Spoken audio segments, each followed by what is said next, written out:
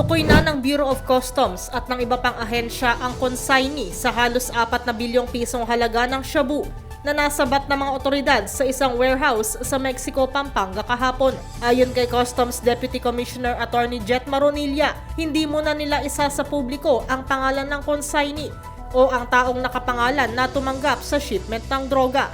Sabi ni Maronilla, ito'y para hindi maapektuhan ang ginagawang investigasyon ng Philippine National Police, National Bureau of Investigation at ng Philippine Drug Enforcement Agency.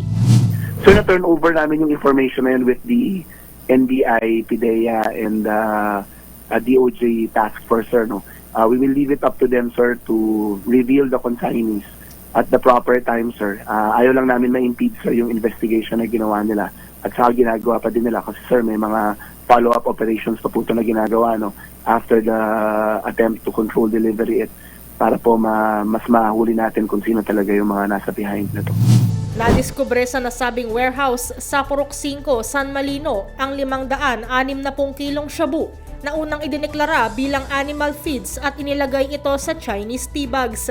Tiniyak din ng BOC na sisirain nila ang mga nasabat na bulto-bultong shabu na galing Thailand. Mula sa kauna-unahan sa Pilipinas, DZRH, ito si Nicole Lopez.